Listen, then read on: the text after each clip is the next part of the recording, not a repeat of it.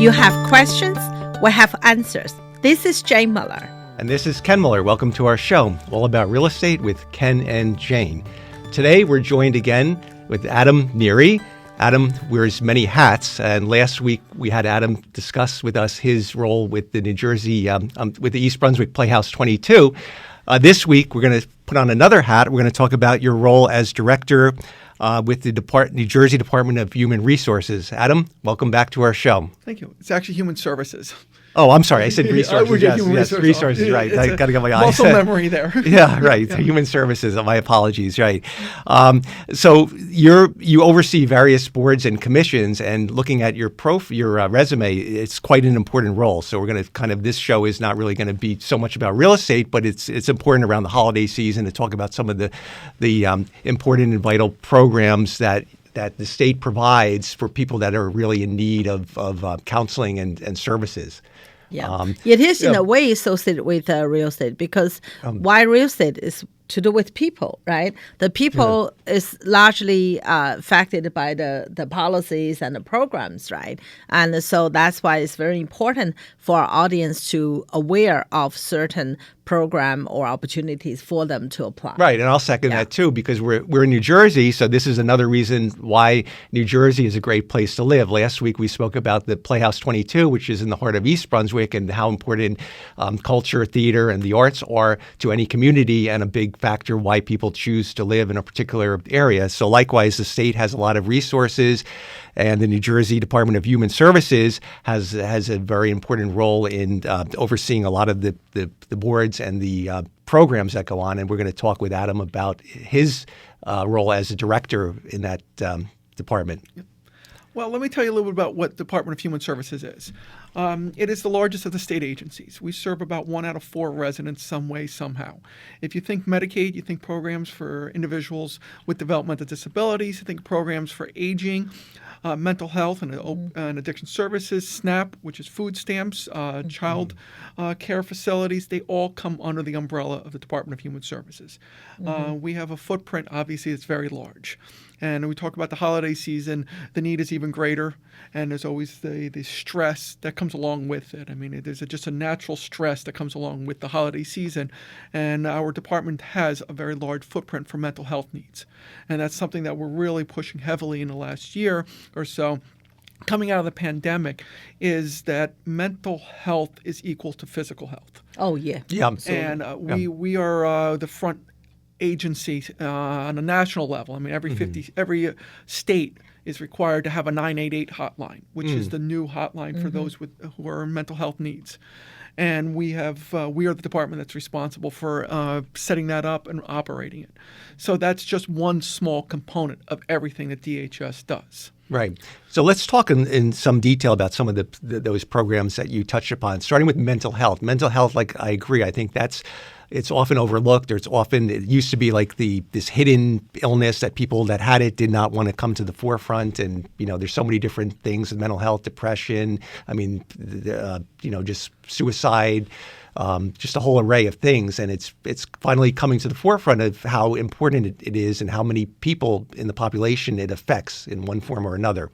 So what type of programs do you guys have to service that? Well, I mean, namely just 988 being the largest one. And what is 988? 988 is the National Suicide Hotline. Okay. And that's also there to help people with the mental health, if they're going through a mental health crisis. And it's not just for individuals to call, but it's also for loved ones and family members to call too. If they see that they're having a family member, because we all have episodes where our mental health is waning. Just like if you get a cold or you stub a toe. Those are all physical conditions. I'm not equating a stubbed toe with a suicide threat, but I'm just saying we need to lift that stigma that has been mental health care for years. And I think over the last few years, especially with the pandemic, we're realizing that it's a really important need. You need to check your mental health. You need to go see help when you need it. And that's part of what we do at the department is just pushing out that message, connecting services. Our Division of Mental Health and Addiction Services, the key point is addiction services. You have a lot of people who will use narcotics. That's where we have a large footprint on taking care of people with in opiate recovery and opiate remediation, all those who are actually currently addicted. We did the pivot from saying all drugs were bad to say, okay, if you're going to be taking drugs or you're going to be addicted to drugs, we're going to here to help you. And that's a lot of what we're doing in harm reduction type activities. Wow. Yeah. Just continue to talk about the mental health, right? When it used to be, I thought that time, mental health is like either you have a medical condition or you don't. And later on in your own life, I realized this may not be true. Maybe at a certain time of someone's life, at that period, you may have a mental issue. And I have to share something. I mean, when the COVID started, the school shut down, right? Our daughter is like a very happy child, like the girl next door, right? Very kind, very easygoing. But at one point, she was like totally, I couldn't recognize her. It's like I'm looking at a body without a soul. It's frightening me. She was like a zombie. I look at her, I just thought, it can't be, it's just something wrong, terribly wrong. So immediately I contacted the school counselor. And she had amazing school counselor. Immediately, she got involved and helping and set up the meeting with her and everything. I think after 2 weeks, 3 weeks, and the cheeky girl came back. She started to joke. She started to make a very dry sense of humor. She started to, like gradually, not the first day, but you can see that little happiness came back. That was like very amazing. So this kind of mental issue is not, if you think you never had a problem, you never know, right? You have to watch your loved ones. Yep. Maybe at that point, something just happened. If you get involved early, so like we did, right? The school helped greatly. So the counselor is fantastic and helped her out of it. That was really, that's the one time I'm so close encounter with a mental issue. And I'm happy you guys went that route instead of thinking, oh, must be just something, or no, you're just in a funk and then you just disregard it. But right, the parents, you have to be involved and you have to be attuned to what the changes in your children's behavior and each other's lives too. Yeah. I was so I just felt that wasn't my daughter. Like somehow her soul took out of her body. So I was really frightened. So the first thing I sent my husband, let's contact the school. Is everything okay? I didn't expect the school had so much help. I just want to let school know if something, her grade or study not there because she needed help. I was going to get actually a doctor involved, but the school took it over so quickly. Everything was like turned around so quickly. So we never have to really seek medical help. Otherwise, we would go that route. Yeah. But I just want to notify the school. I just want to see, right, whether she had a problem in the classroom. But no, the school took it over from there. Everything was really good. And I think COVID was a very challenging period for many kids, as well as adults because of the isolation factor. Even if you're with your own family, people still were feeling the longing to socialize. So you can imagine all the people that live alone that had no form of social interaction, the elderly, the poor people, so that it was, doubly taxing on them. And then with the mental health, I think a lot of the children develop it. It could be things as significant as peer pressure, getting them into doing what their friends and their peers are doing, getting into drug habits because their mental health they feel the need to be wanted or liked, so they're gonna do whatever the group is doing, and that's go down that path. So building confidence, and that all goes back to the self-esteem and the acting, become a part of Playhouse 22. Yeah. I saw recently there's a lot of efforts now to take cell phones out of high school students' hands during school because of the connectedness with social media. And admittedly, I am not a big social media person. I barely have a Facebook page. I still have to update my MySpace account. Just proving how. But I think it's interesting when you're looking at these studies how hyper-connected we all are now, and how hyper-connected high school students are. And that's leading to a lot more bullying, a lot more real-time interactions that we didn't grow up with. Yes. And I think I think that's going to the need for mental health. Yeah. I think we're having this conversation also lifting that stigma that it's all right to ask for help. Right. And having parents having the right to turn to their schools or to their loved ones saying, I'm having a problem here. I mean, as I said, you get a cold, you go to the doctor. Yeah. You're feeling depressed, you kind of say, okay, I'm just going to sleep it off. Yeah. But I'm just going to. It's more than just that. I mean, there's a chemical side of things, which I honestly do not have even the background to understand, but you got to get that help. Right. Absolutely. And social media can be great. It can promote a lot of positivity, but it can also be used for negative things. Like there was that case at Rutgers about a student a few years ago where there was a negative post about what supposedly he did, and it caused him to kill himself. So that's where the things, that's where, like you were saying, it can be used destructively and can really cause a lot of damage. Yep. And so getting involved in intervening in the early stages is really key. For smart computer habits, social media habits, how you handle that. I'm not a trained physician. I can't speak to it, but as a person, I know limiting yourself from your phone is always a good thing. I told my daughter, when you go to bed, I mean, she had a cell phone when she was fourth grade because we have to find her and whatnot, but she's not allowed to have a phone in her bedroom. I don't have mine. No. Your bedroom is for you to sleep, definitely not for to have a phone, right? So that is the the thing. But as a parent, I'm not suggesting you have to control your children, but be interested in their life and watching them and help them to grow. Set up good examples too. I mean, our dinner table, we don't just on the phone and everything. You have a conversation. So that's really, that's. And it is amazing how so many youth are linked to the cell phone, whether it be they're out in the public. I've been to Manhattan a few times, and you see people are looking down at their phones rather than interacting and appreciating all the people, all the beauty around them. They're so glued to this phone. Go to the gym, people are looking at their phones, listening to music. So everybody, it's isolating in some ways. I mean, it's great, has a lot of great things to it, but it does have the negative aspect to it too. All right, why don't we take a short break? We'll be right back after these messages. Okay, welcome back to our show. We're joined with Adam Neary, who's the director of the New Jersey Department of Human Services. So, Adam, we were talking about mental health, and now we're going to just switch a little bit, which is definitely related to mental health, and that is the Opioid Recovery and Remediation Council.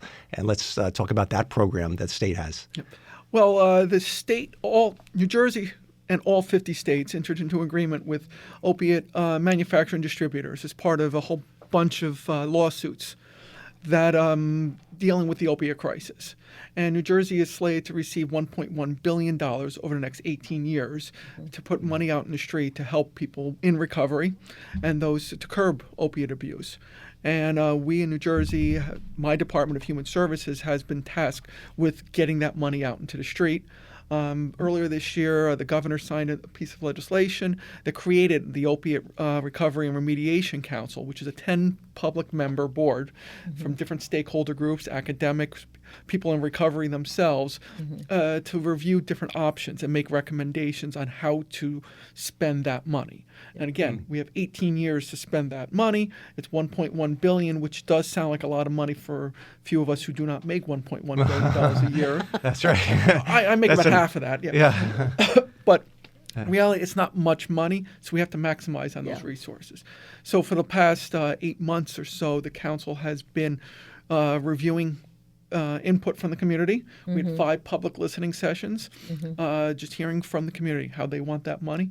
And now they've been ranking north of 50 different proposals that came from state agencies, from public input, from their own personal backgrounds, and how to roll out the first tranche of money. And that's where we are right now, is reviewing all those different options, all those different plans, and how we can maximize on those dollars. I'm always, shocked in a way. I thought opium was from last century because that's what happened to China. Because that time the British used opium to basically destroy the China. That time. So any any people from China, when we hear opium, just like we see a devil. Jane, this is different. I'm sorry to interrupt, but this is opioid, which I believe. Again, I'm not a drug. I'm not a drug. It is the same. Oh, I didn't. You see, that's something I know. I thought it was opioid was the things they extracting from like different over-the-counter products. It is. It's all the same. Oh, that's the same chemical that's in marijuana. Yeah. Oh, okay. No, that's not. Yeah. Oh, opium. From the same, poppy. Oh, it is still from the same material. Yeah. Just different way of using it or extracting it. Yeah, they used to just smoke it.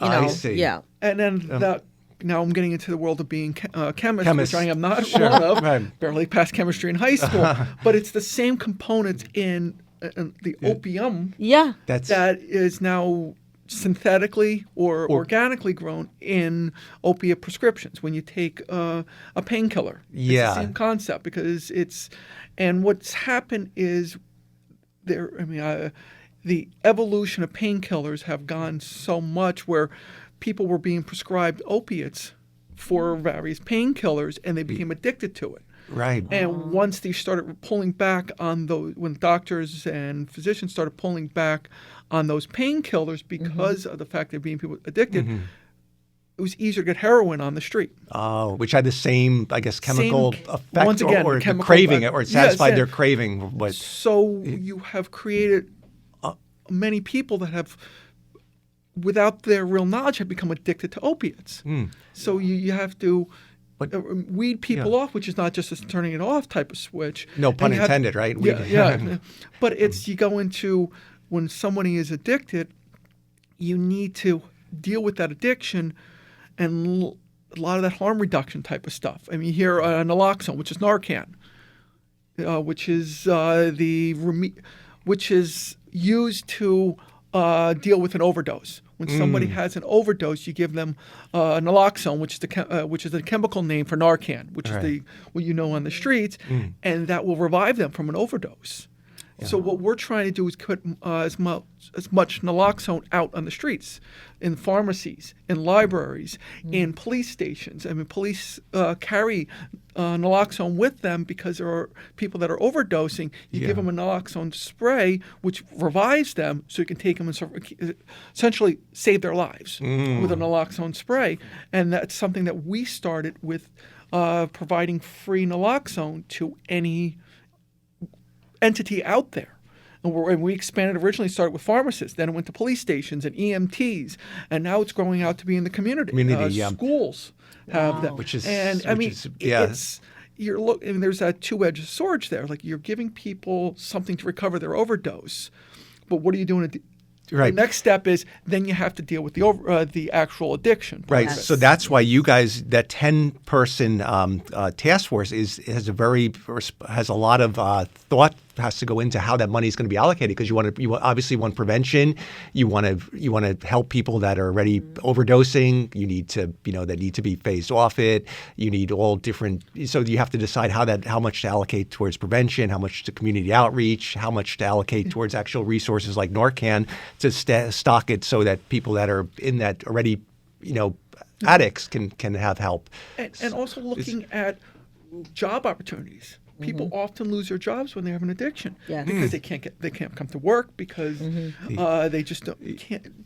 So you need to help them with their addiction, get them weaned off, and also provide job opportunities for them, or having employers willing to hire people that are currently going through recovery. And we're talking about stigma for mental health. There's a big stigma. Like if somebody said they're a heroin user or a former one or an opioid addict, I think there's a negative stigma. But they could be, they're all different walks of life. Probably there could be there's no one user profile, right? I'm sure there's people, all different professions, all different walks of life that are addicts. It doesn't just strike it has no poverty, or it doesn't matter if you're wealthy or poor. No.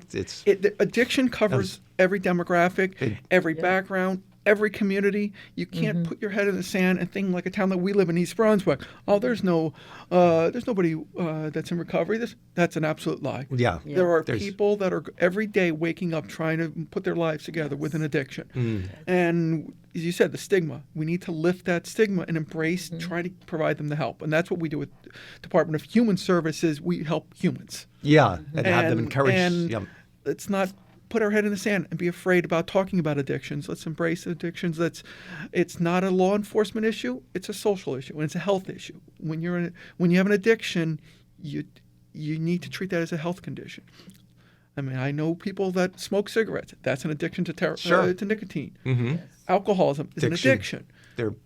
So we treat them differently. So let's treat them equally as something to help people. Yeah. Yeah, I mean, for the public, we also, need compassion towards the people because, they could happen to our loved one, could happen to ourselves. Yeah. We just have to be really supporting and do what we can and, to help, to have a compassion. Yes. And we have a good team place in East Brunswick. We have Jen Stetson, Jen from the township. She's on the county council because getting back to the money that the state is receiving, 261 what we call subdivisions, which is all 21 counties and a number of municipalities, are also receiving money as part of the settlement. So we're doing what we're doing on the state level. All 21 counties is on these 220 something municipalities are doing their own thing, and we can't. Because of the settlement agreement, we can't really communicate with each other. Okay. But a lot of the counties are starting to use their resources too. So you can look at the state from the larger picture, but here in Middlesex County and in East Brunswick, there are efforts to help the community as well. I think even the community-wise, right? I used to be on the board for Meridian Hospital, right?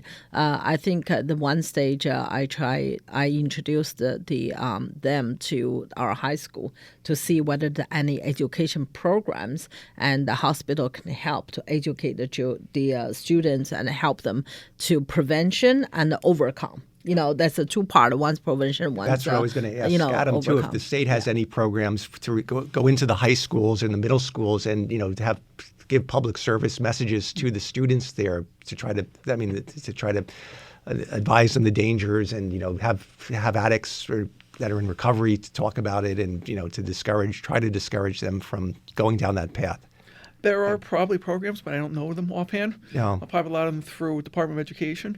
Yeah. But, this is a good use for the subdivisions to put money, go to the schools. Yes. Yeah. Especially high school students, so they understand, especially if you're a high school track player or you're a dance performer in one of the high school production. If you do something to your knee, they'll prescribe you something. That's an opiate. So you have the high school students are not sheltered from opiates because they get injured. They need to get they get a painkiller, and they have to understand what that means. And also knowing the power that some of these prescription drugs have. It's a lot of black market stuff. One high school student saying, "Hey, this gets you a little high here. Try this," and next thing you know, they're having them be spread around parties. Let's teach high school students that this stuff is dangerous. Very dangerous. You should not use this as candy. This is, when we went to high school, there was definitely people drinking at parties. There was no such thing as, now it's evolved into more really serious stuff. Really. Yeah. Once again, as a parents, you really have to, involved in the children's life and, to make sure, especially sometimes the parents on vacation, when they come back, the party's going on. Yeah, parents not around. So, It's giving them the tools to make smart decisions. Yeah, and I guess the medical profession has to prescribe these opioid-based products. There's nothing they can't get it. I guess I don't know enough about the medical science to know if there's any alternative, but apparently not, because that's a big problem not only in the school but also adults and at professional athletes. Probably know the story about Brett Favre. He the famous Green Bay Packer quarterback who was all-time great. He was heavily addicted. I guess probably playing football, had a lot of injuries, but they said he was addicted very badly and almost cost him his life. So it's quite a problem. Well, we're almost out of time, Adam. Thank you so much. We didn't get to cover everything else that you guys do, but these were very important topics. And thank you again for being our special guest. It was our pleasure to have you. My We'll see everyone next week. Have a great rest of your weekend. Thank you.